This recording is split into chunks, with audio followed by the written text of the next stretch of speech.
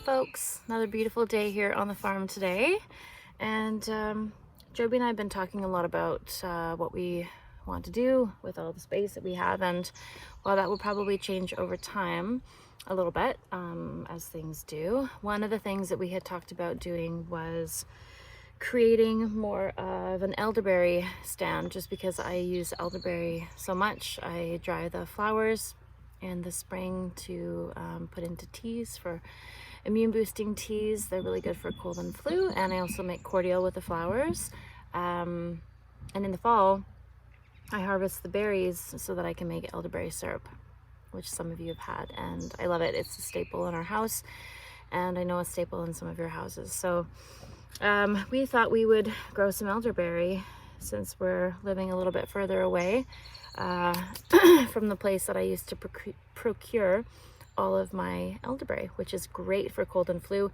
Elderberries have an amazingly high amount of antioxidants in the berries, actually higher than blueberries. They're really, really great if you can get your hands on them. And I'm talking about the purple or black elderberries. So it's the Sambucus, either nigra, which is black, or the blue, I don't know the Latin name, but you want to kind of stay away from the red elderberry, because I think that one's the, what is it called? I think it's the racemosa, just because that one, if you have the berries, too much of them anyway, you can get a tummy ache. So I've started preparing some pots. You can see here, I just have some soil just from the garden behind me that we needed to till, just because we needed to get the plastic out and get some weeds out. And then we'll hopefully be practicing a no-till farm soon enough. But sometimes you need to do that, right? To clear things up and clear the way. So I have quite a few of these. I'll just show you my little pots here. There we go. And I got some starts here. These are my starts. I have 20 of them from a local farm called Shamrock Farm. If you want to check them out, they have a lot of local goods here in the Comox Valley. So these are the starts, and they're very simple. They're just actually cuttings. And there are a few different sizes here, kind of getting the last of the year of what they had. I bought some earlier on in the spring, actually at the local CD Saturday, and yeah, these are great. They're ready to go. So elderberry starts really, really well. The other ones that I was able to get from them, I just put them right in the ground, and I'll show you a little bit of those later. We're thinking of putting these in one of the fields just yonder. You can see over there where it's tarped. Yeah. But I thought it might be better to just get these going in pots, just to give them a little bit of a better start here. And then once we've really prepared the land over there for how we want it, then we can just put in the trees.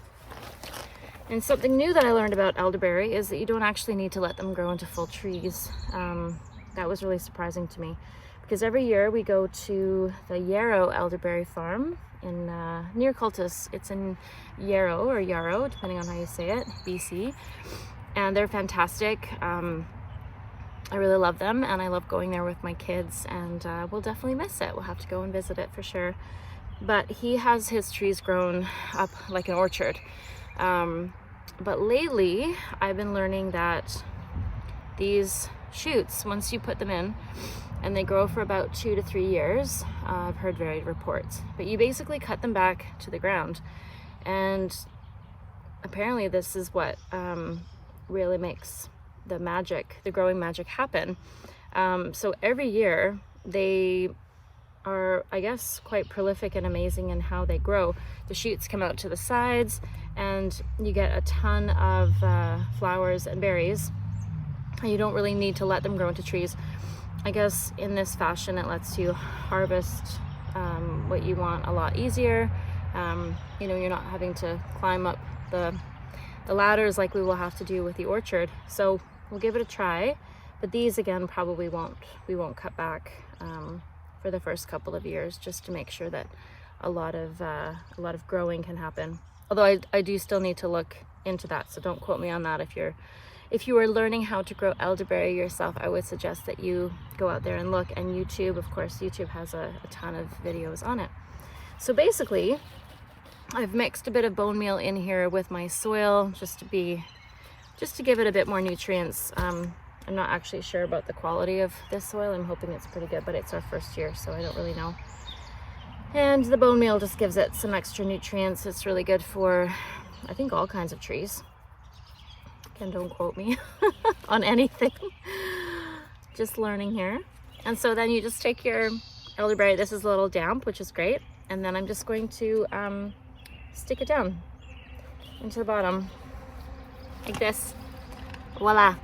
And then I will do that to the rest of my little shoots, my little starts here. And then I'll line them up probably just outside my greenhouse. The greenhouse is really hot right now. Almost too hot some days.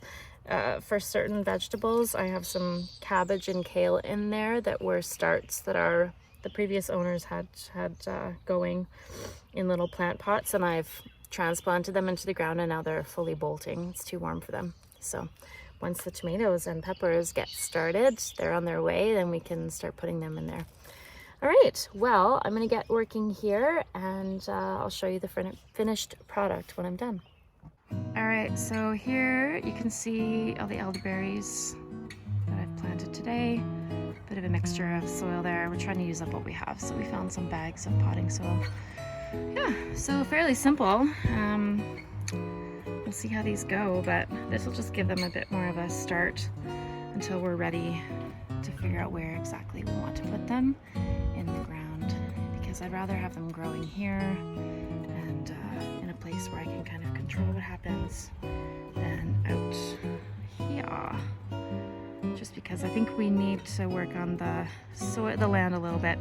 I'm reading some really great no-till books right now, just about soil preparation and whatnot.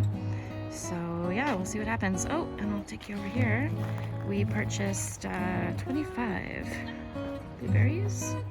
They've all been hardened off, but they're not quite ready to go into the ground when there's still frost happening.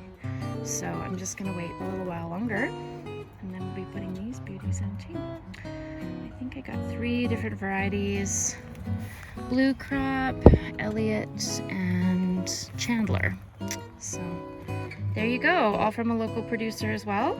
So we save a little bit of money. We're not getting it from the big chains. And then we're also supporting our locals. So there you are. This is gonna be our kitchen garden area this year. So more on that to come.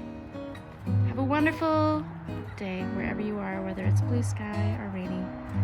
Enjoy yourself.